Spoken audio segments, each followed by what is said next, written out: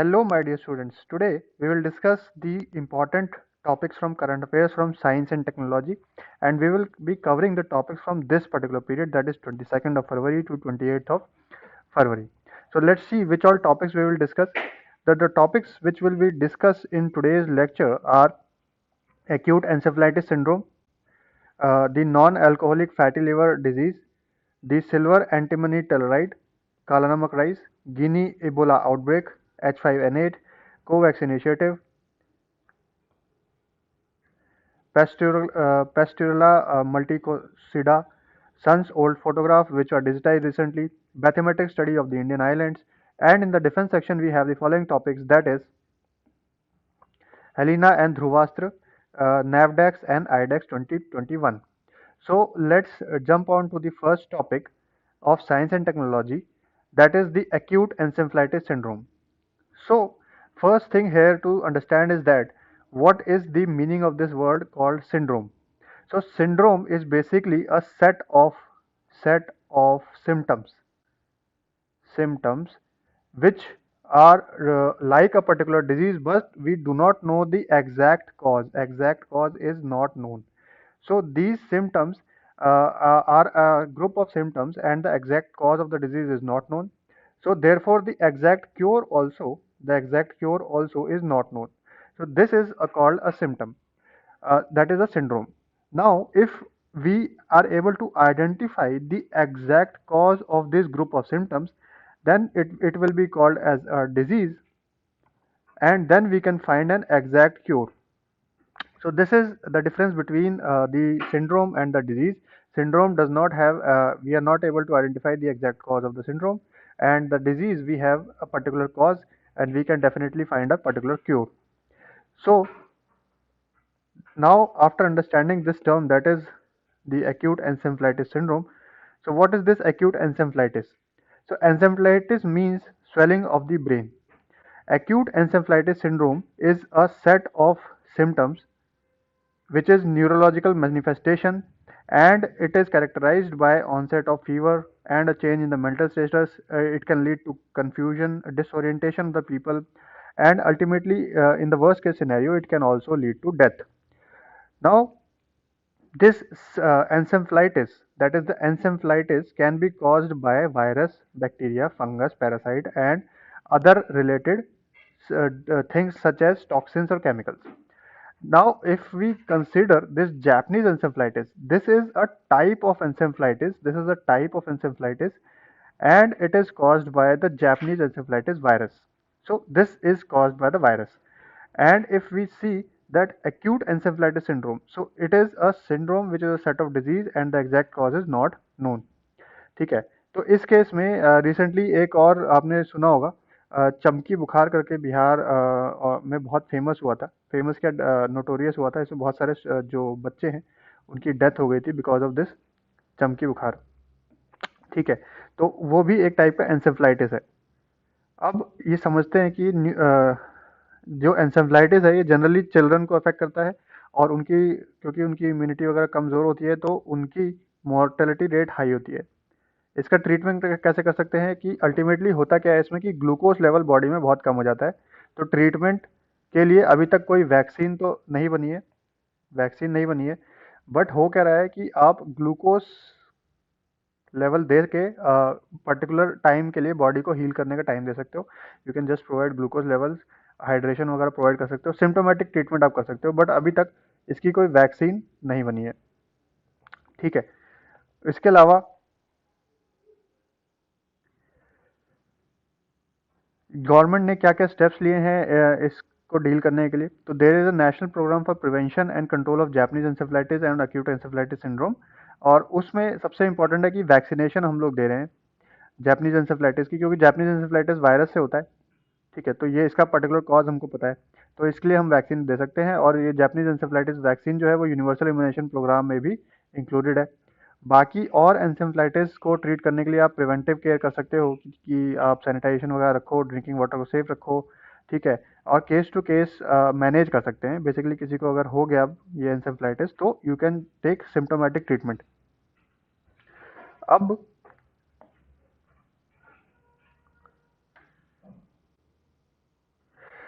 ये चमकी बुखार को देख लेते हैं, ये कैसे होता है। तो ultimately what happens is that in the state, in certain states of India, वहाँ पे जहाँ लीची बहुत ज़्यादा होती है, लीची बहुत ज़्यादा होती है, तो there are cases where the children eat unripe lychees. Unripe मतलब कच्ची लीची खा लेते हैं। तो कच्ची लीची में एक केमिकल होता है that is called hypoglycin A. This is the chemical which is there. ठीक है। तो अब होता क्या है कि ये जो केमिकल है, ये आप बॉडी में अगर जाता है तो एक पर्टिकुलर लेवल के ऊपर ये टॉक्सिक हो जाता है, और ये बॉडी में जाके जो फैट मेटाबॉलिज्म है, मेटाबॉलिज्म मेटाबॉलिज्म ऑफ फैट, उसको ये बिल्कुल ख़त्म कर देता है। तो the fat can not be metabolised by the body which has high amount of hypoglycin A. तो अब क्वेश्चन समझो कि हुआ क्या। एक बच्चा है जो ऑलरेडी वीक है ना, और पुअर लोकेलिटी में रहता है, और उसको सही से न्यूट्रिशन नहीं मिल रहा, तो अल्टीमेटली उसके पास बॉडी में ग्लूकोज लेवल वैसे ही कम होगा। ठीक है। उसका कार्बोहाइड्रेट इनटेक भी कम होगा, तो उसकी बॉडी में ऑलरेडी ग्लूकोज कम है। अब उसने खा ली अनराइप लीची, और हाइपोग्लाइसिन ए जो है वो उसकी बॉडी में आ गया। अब क्या होगा, जो भी बॉडी में जो फैट है वो भी मेटाबोलाइज नहीं हो पाएगा, क्योंकि फैट भी मेटाबोलाइज नहीं हो पाएगा, क्योंकि हाइपोग्लाइसिन में फैट की मेटाबॉलिज्म को ब्लॉक कर देगा। ग्लूकोज लेवल ऑलरेडी लो है, कार्बोहाइड्रेट लेवल ऑलरेडी लो है, फैट आपका वैसे ही मेटाबोलाइज नहीं हो पा रहा है। तो ultimately this all will result in the low level of glucose in the blood, low blood glucose level. और इसकी वजह से बच्चों की डेथ हो सकती है, कन्फ्यूजन, डिसोरिएंटेशन और डिजीनेस वगैरह की कंप्लेंट्स हैं, और बच्चों की डेथ भी हो सकती है इस केस की, इस पर्टिकुलर चीज़ की वजह से। तो आई होप कि ये चमकी बुखार वाला केस आपको अच्छी तरह समझ में आ गया होगा। ठीक है।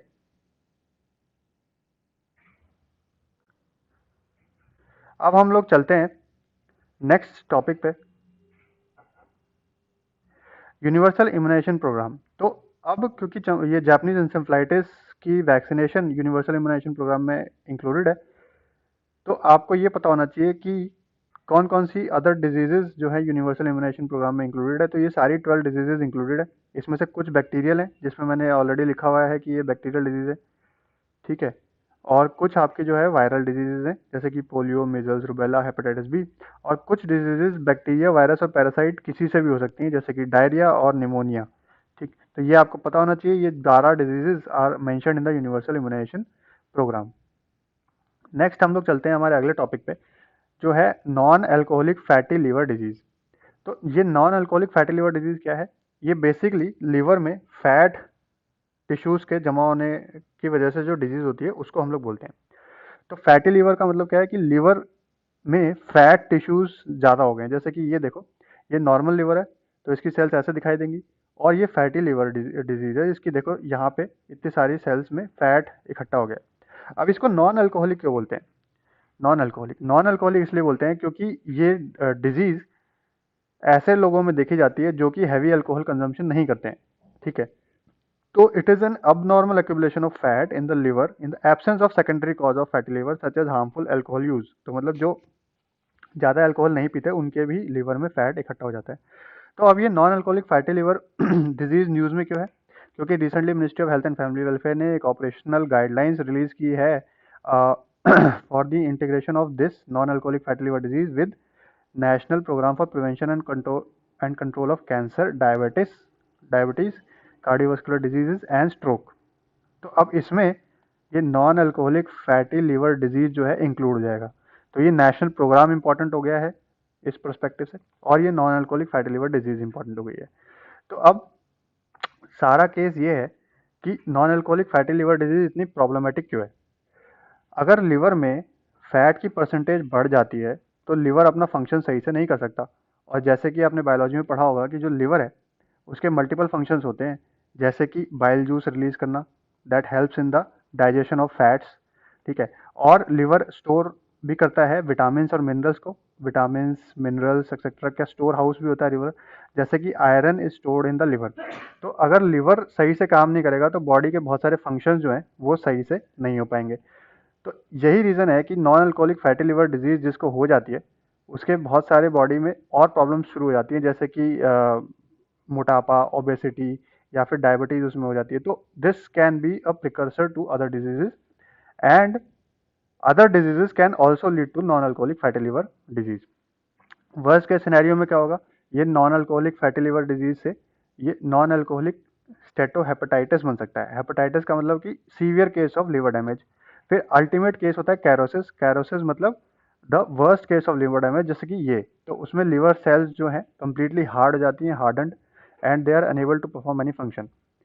ठीक है, तो हेपेटाइटिस बी के ऊपर यूपीएससी कई बार क्वेश्चन पूछ चुका है, हेपेटाइटिस बी और सी के ऊपर, ये भी लिवर डिजीज है, इसमें भी लिवर जो है आपका खराब हो जाता है। ऐसे ही ये non alcoholic fatty liver disease है, ये भी लिवर डिजीज है, तो इसके ऊपर यूपीएससी ऑलरेडी क्वेश्चन पूछ चुका है, तो नॉन अल्कोहलिक के ऊपर हो सकता है पूछ ले। ज़्यादा अल्कोहल कंजम्पशन करने से भी लिवर खराब हो जाता है। अब ये जो टॉपिक है, इसका जो बड़ा मेन जो टॉपिक है वो है लाइफस्टाइल रिलेटेड डिजीजेस, क्योंकि आजकल लाइफस्टाइल हमारा ऐसा हो गया है कि we are not doing any exercise, और हम लोग फिटनेस पे बिल्कुल ध्यान नहीं देते हैं, and the food and the sleeping habits also are disturbed. So lifestyle related diseases बहुत ज़्यादा हो गई हैं, तो इनको हम लोग नॉन कम्युनिकेबल डिजीज बोलते हैं। Non communicable disease because they are not communicated from one person to the other, तो इसलिए ये न्यूज़ में भी है। और इस नॉन कम्युनिकेबल डिजीज़ को ट्रीट से डील करने के लिए हमारा एक पर्टिकुलर प्रोग्राम भी है, जो कि अभी यहाँ पे बताया गया है, that is the national programme for prevention of control of cancer, diabetes, cardiovascular disease and stroke. ठीक है, तो अब हम लोग आगे चलते हैं, देखते हैं कि ये non alcoholic fatty liver disease का कॉज क्या है। तो कॉज बेसिकली, अगर जिन लोगों में डायबिटीज़ होती है उसमें ये ज़्यादा मिलता है, जिन लोगों में ओबेसिटी होती है उसमें ये ज़्यादा मिलती है। ठीक है, तो इसमें एक चीज़ और हमारी समझने की है।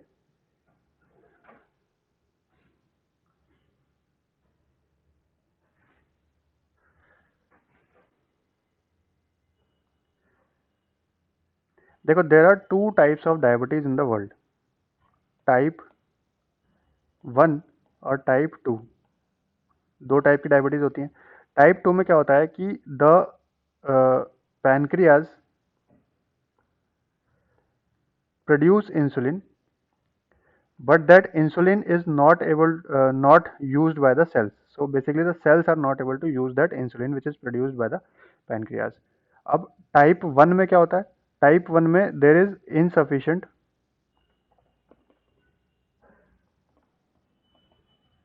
Amount of insulin produced, insufficient amount of insulin produce, तो इसमें insufficient amount of insulin produce होता है। तो अब क्या है, insulin is required by the body to maintain और regulate the amount of glucose in the blood. तो अगर इंसुलिन सही से प्रोड्यूस नहीं होगा तो भी आपका ब्लड ग्लूकोज लेवल इंक्रीज हो जाएगा, और अगर इंसुलिन सही से सेल्स यूज नहीं कर पाएंगी तो भी ग्लूकोज लेवल इंक्रीज हो जाएगा। तो this is the problem.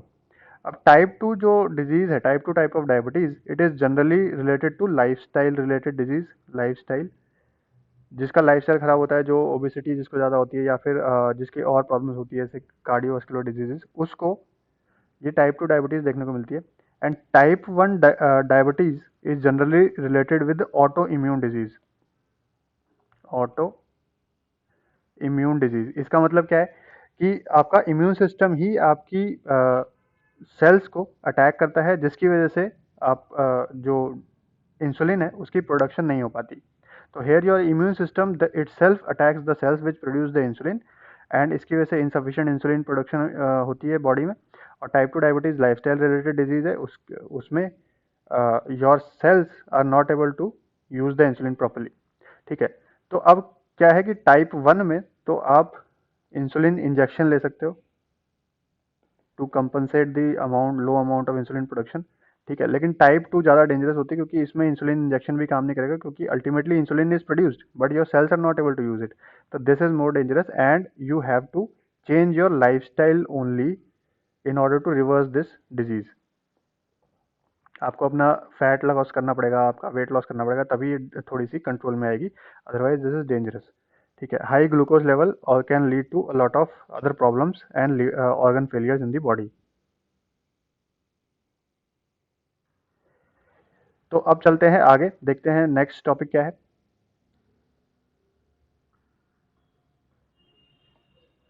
Next is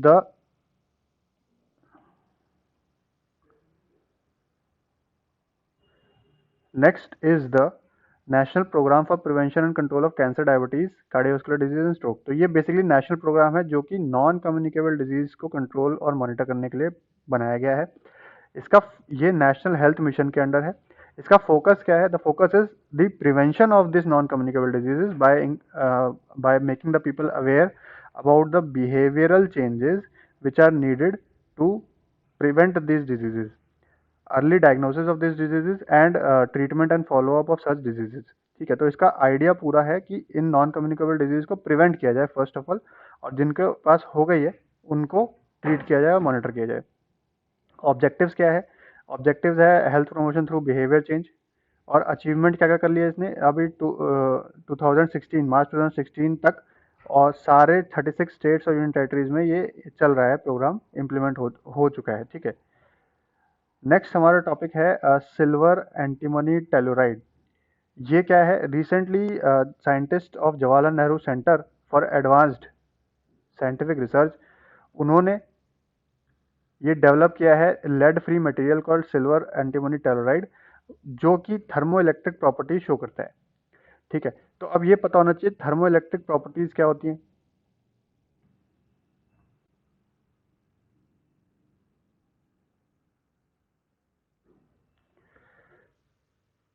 ठीक, तो इसमें थर्मो इलेक्ट्रिक प्रॉपर्टीज क्या है कि if there is a material and there are certain materials or a group of materials, if you keep one end of the material at a one particular temperature T1 and the other end at the other particular temperature, that is T2, then there will be flow of electricity between the 2 points. So this is the basic theory of the thermoelectric effect.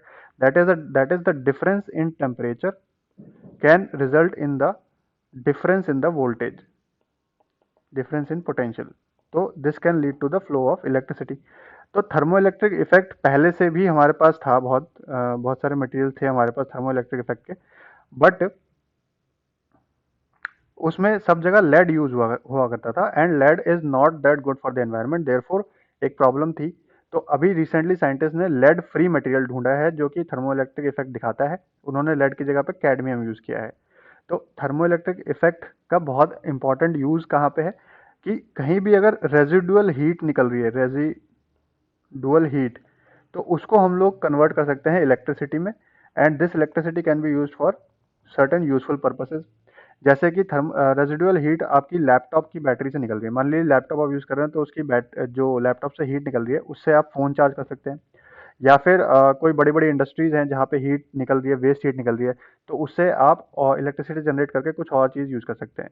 ठीक है, तो ये बहुत अच्छे potential uses हैं इस particular material के।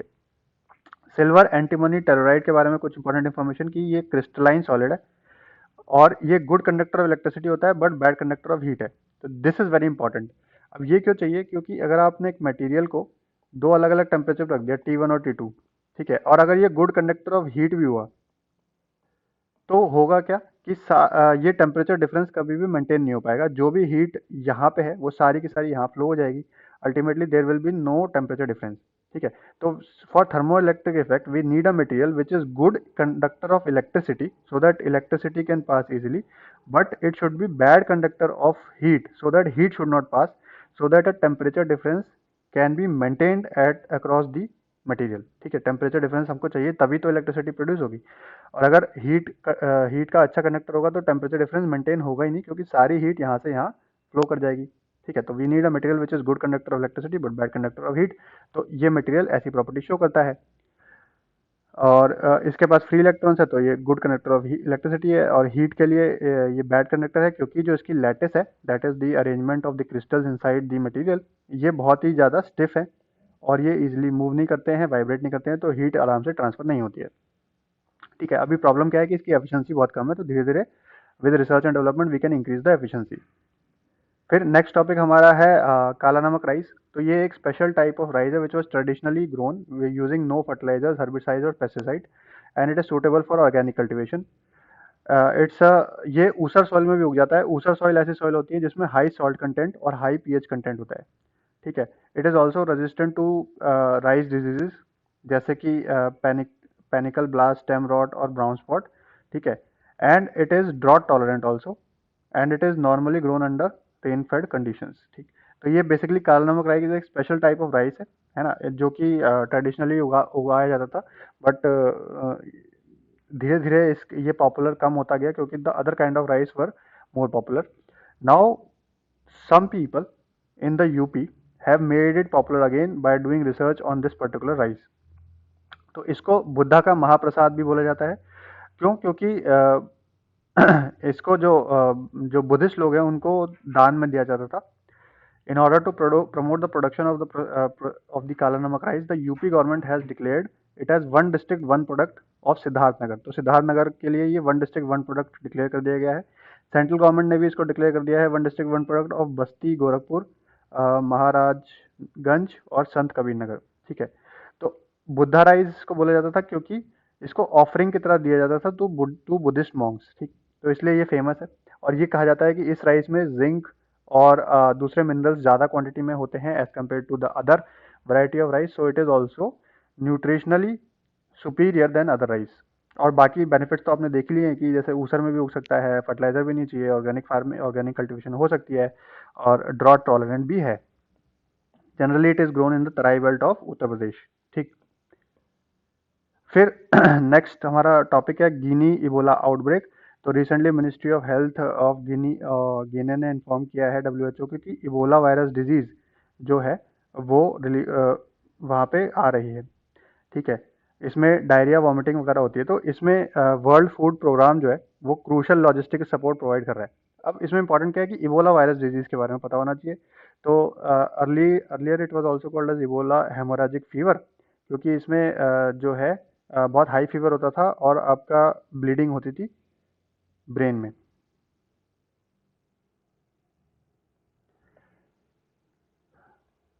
फिर the virus is transmitted to people from wild animals. तो ये जूनोटिक डिजीज है basically. It is found in the fruit bats it is found in the fruit bats, and from there it is transferred to the human population through contact with the fruit bats, and it can be transferred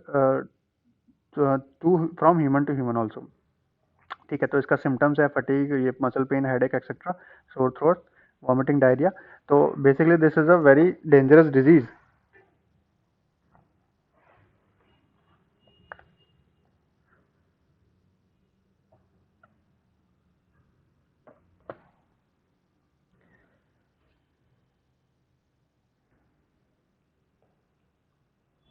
and these are the measures which can be done to control its spread, ठीक है। Community engagement और फिर बाकी therapies, drug therapies और blood products. Basically we have to maintain first sanitation, and we have to maintain a distance from the animals, that is the fruit bat which carries this disease, and there are other medical treatments which can be done in order to save the person who has been contaminated with this disease। फिर next आपका topic है H5N8। तो basically Russia में ये report हुआ है H5N8 का strain avian flu के बारे में। तो अब बेसिकली क्या है, ये H5N8 एक टाइप का बर्ड फ्लू है। It is a type of influenza A virus, and this virus is very deadly for the birds but it is not lethal for the humans. जैसे कि H5N1 के बारे में तो यू मस्ट बी नोइंग कि it is also type of bird flu, and this is also type of bird flu. अब इसमें H5N8 इसका मतलब क्या है कि the virus which causes this disease, and on the surface of the virus there are proteins. So H and N denotes the type of protein on the surface of the virus. So there are H5 type of protein is present and N8 type of protein is present on the surface of the virus. Therefore it is named as H5N8. है ना। if there was H5 type of protein and N1 type of protein, then it would be named as H5N1, ठीक है। and here it is important to remember that H5 relates to bird flu and H1 relates to swine flu। इसके ऊपर भी UPSC question पूछ चुका है। COVAX initiative, the next topic। Ghana has become the first country in the world to receive vaccine acquired through United Nations backed COVAX initiative। तो अब इसमें क्या है कि वैक्सीन के बारे में पता होना चाहिए प्लस कोवैक्स इनिशिएटिव के बारे में पता होना चाहिए। तो ये जो घाना को जो मिली है वो 6 लाख डोजेज ऑफ कोविशील्ड मिली है। तो कोविशील्ड जो वैक्सीन है वो एस्ट्राजेनेका बना रही है, एंड एस्ट्राजेनेका ने बनाई है और serum Institute of India India में उसको प्रोड्यूस कर रहा है। तो अब आपको ये पता होना चाहिए कि कोवैक्स इनिशिएटिव क्या है। तो कोवैक्स इनिशिएटिव एक कोएलिशन है which is led by this coalition for epidemic preparedness innovation that is CEPI and global alliance for vaccine and immunisation that is GAVI और डब्ल्यूएचओ। इन तीनों ने मिलकर ये इनिशिएटिव लॉन्च किया है। इसका टारगेट क्या है कि कोविड-19 वैक्सीन की डेवलपमेंट को फास्ट किया जाए, इंक्रीज किया जाए पेस, और उसको एक्सेसिबल बनाया जाए so that other countries which are not able to do research and development in this field they can also get access to this vaccine for कोविड-19। ठीक है, तो Covax is the vaccine pillar of the access to कोविड-19 tools accelerator. तो ये accelerator क्या है? ये एक्सेस टू कोविड-19 टूल एक्सेलरेटर जो है ये ग्लोबल कोलैबोरेशन है। इसका भी आइडिया क्या है कि कोविड-19 के लिए जितना भी टूल चाहिए, जैसे पीपीई किट, आपकी टेस्टिंग फैसिलिटीज, ये सब, तो वो सारी की सारी को एक्सेसिबल बनाया जाए और जो कंट्रीज पुअर हैं, जो जिनके पास नहीं है रिसोर्सेज, उनको भी एक्सेस कराया जाए।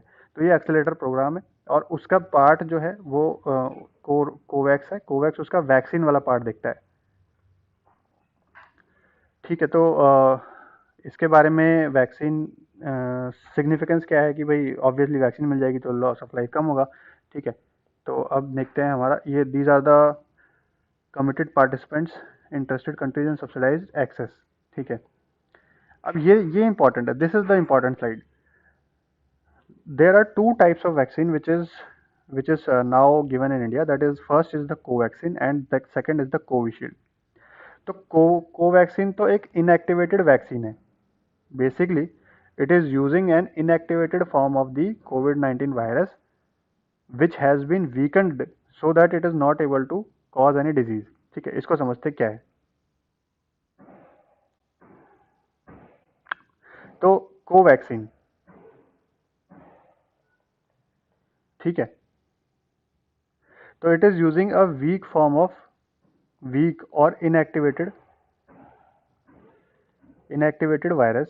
So basically this is the virus and you make it weak so that it is not able to cause disease in the new person, and yet then you give this weakened form of virus to this person, so the immune system of this person will fight back and destroy this weak virus, and in the process will develop immunity, so that in the future when a strong virus, when the actual virus attacks, then this person is able to fight off the actual virus। ठीक है, तो ये तो हो गया आपका Covaxin को related.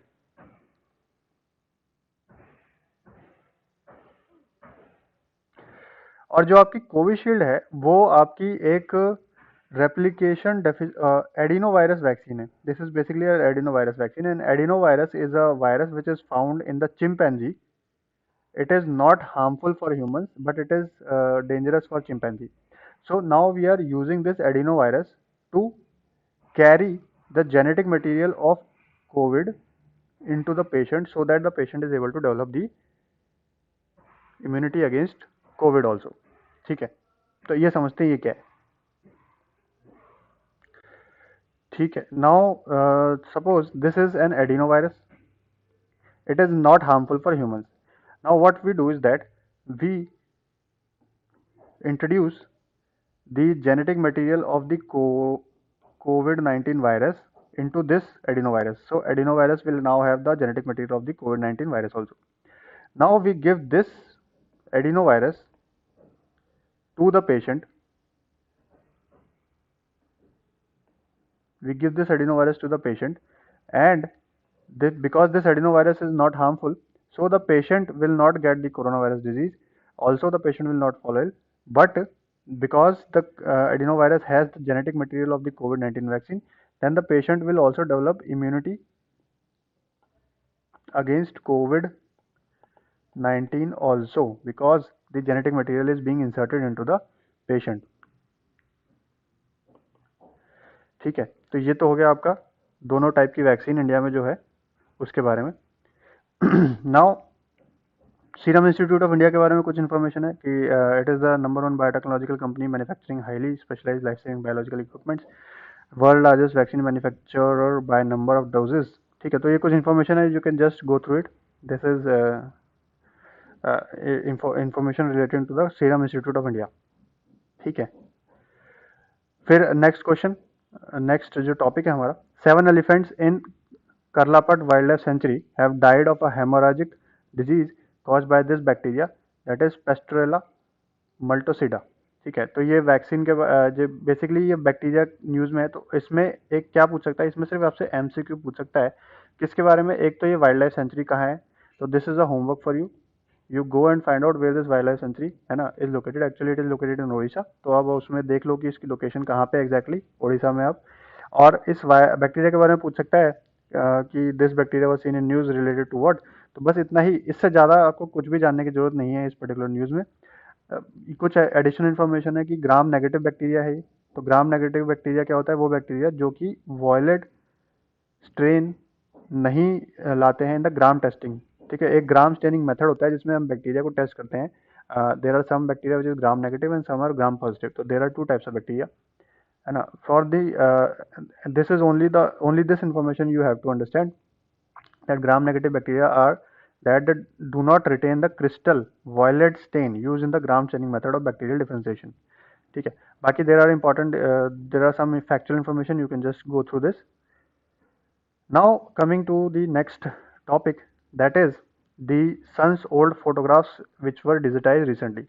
तो सन की पुरानी फोटोग्राफ्स को डिजिटाइज किया गया, उससे पता लगाया गया कि sun is rotating more quickly at the equator than at the poles. तो सन की जो स्पीड है वो इक्वेटर पे ज़्यादा है घूमने की और पोल्स पे कम है। तो उसकी वजह से क्या होता है, जो इसकी मैग्नेटिक फील्ड लाइंस प्रोड्यूस होती हैं ऐसे है ना, वो एंटेंगल हो जाती हैं, क्योंकि इक्वेटर वाली जो लाइंस हैं वो आपकी तेज मूव कर रही होंगी और जो पोल्स वाली लाइन है वो स्लो मूव कर रही होंगी, तो सारी मैग्नेटिक फील्ड लाइंस आपस में एंटेंगल हो जाती हैं। तो जहाँ जहाँ मैग्नेटिक फील्ड लाइंस एंटेंगल हो गई वहाँ पे मैग्नेटिक फील्ड हो जाती है बहुत स्ट्रांग, और उसकी वजह से क्या होता है कि किसी किसी पार्ट में सन में मैग्नेटिक फील्ड बहुत स्ट्रांग हो जाती है, किसी में बहुत वीक हो जाती है। तो ये रीजन की वजह से, इस रीजन की वजह से सन के ऊपर जैसे कहीं पे मैग्नेटिक फील्ड बहुत स्ट्रांग हो गई, कहीं पे मैग्नेटिक फील्ड वीक हो गई। तो अब जहाँ पे मैग्नेटिक फील्ड स्ट्रांग है, मान लीजिए यहाँ पे स्ट्रांग है, तो ये this magnetic field will be very strong. Now it will not let the energy come out of the sun easily। तो अब now what will happen is that there will be some times when this magnetic field will suddenly become a little weak।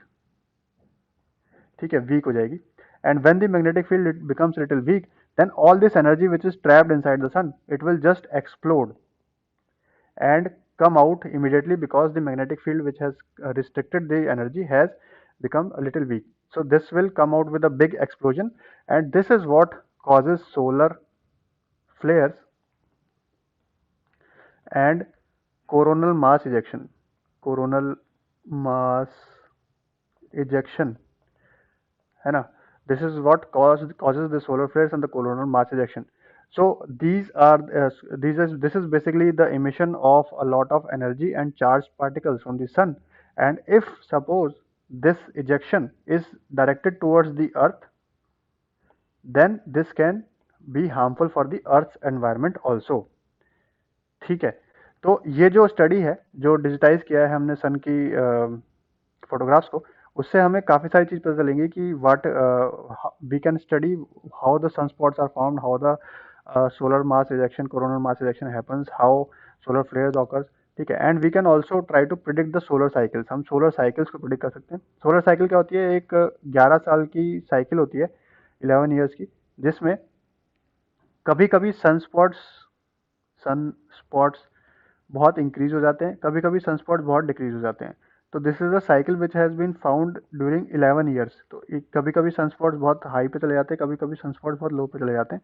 तो this is a cycle which is called the solar cycle. ठीक है, तो उस solar cycle के हिसाब से अर्थ के अर्थ पे भी बहुत सारा इफेक्ट पड़ता है।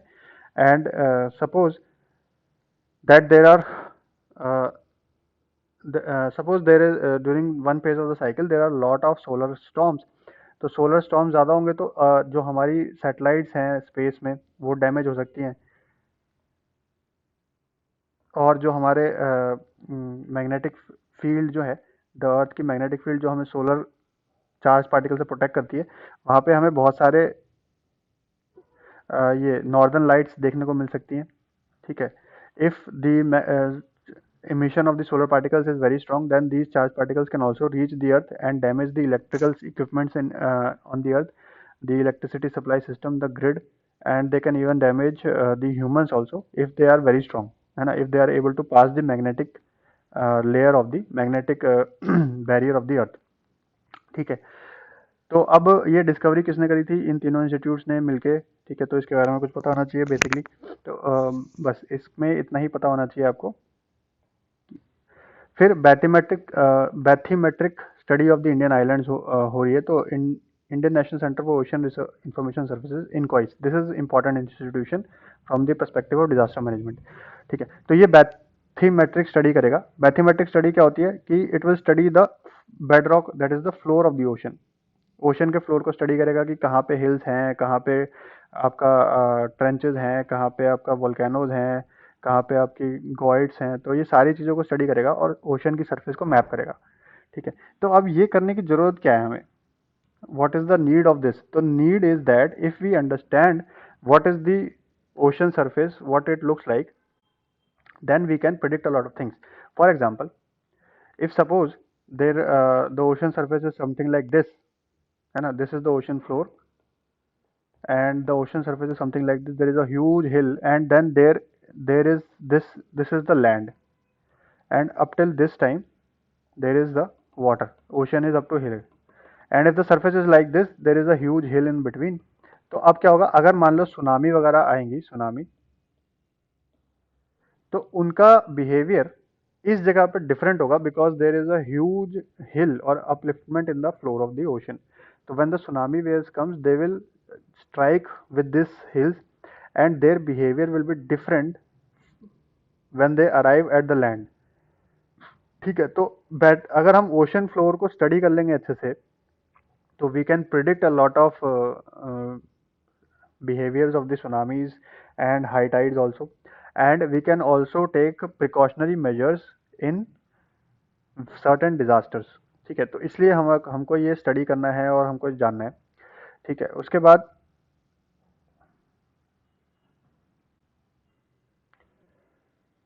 ठीक है, अब इसमें इंपॉर्टेंट मैंने बताया था कि ये इंस्टीट्यूशन इंपॉर्टेंट है, Indian National Centre for Ocean Information Services. तो it was established as an autonomous body in 1999, और ये मिनिस्ट्री ऑफ अर्थ साइंसेज के अंडर है, and it is a unit of the Earth System Science Organisation.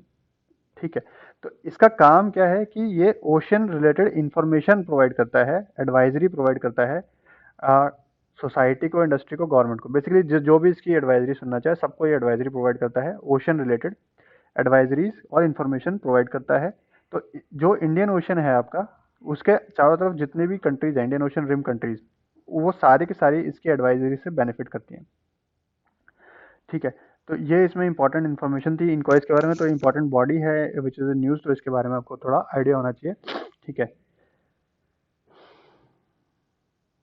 ठीक है, तो इसमें इसके इनिशिएटिव्स हैं कुछ कुछ जो इनक्वाइज ने अभी तक अचीवमेंट्स किए हैं, कि it identified the gaps across the coast of Andhra Pradesh and Orissa, और वहाँ पे गेजेस लगाए उसने for better monitoring of the सी।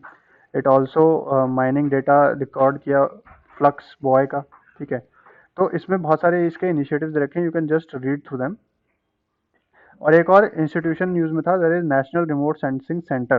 तो ये प्राइमरी सेंटर है डिपार्टमेंट ऑफ स्पेस का, अंडर इसरो, और इसके मैंडेट्स क्या है? Establishment of ground station for receiving satellite data, generation of data products and dissemination to the users. ठीक है, तो ऐसे जो बॉडीज न्यूज़ में रहती हैं वो आपको पता होना चाहिए।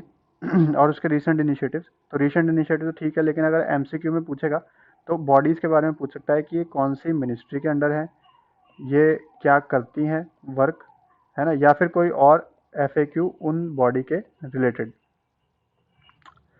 ठीक है, now coming to the defence portion. तो हमारे पास डिफेंस में बहुत दो न्यूज़ हैं, शॉर्ट न्यूज़ है। तो ये तो एक हमारे पास है, ये vertical launch short range surface to air missile. अभी ये इंडिजिनियसली डेवलप हुई है बाय डीआरडीओ, और ये नेवी के लिए डेवलप की गई है। और इसका काम क्या है? न्यूट्रलाइजिंग द एरियल थ्रेट्स, जो भी हवा से थ्रेट्स आ रही है ना, और क्लोज रेंज पे उसको न्यूट्रलाइज करेगा। तो सरफेस टू एयर है, तो इसका मतलब सरफेस से चलेगा और एयर में हिट कर देगा टारगेट को। ठीक है, तो इसका जो टेस्ट हुआ था ये यहाँ पे हुआ था, चांदीपुर उड़ीसा में। यहाँ पे हमारी इंटीग्रेटेड टेस्ट रेंज है, यहाँ मिसाइल्स की टेस्टिंग होती है।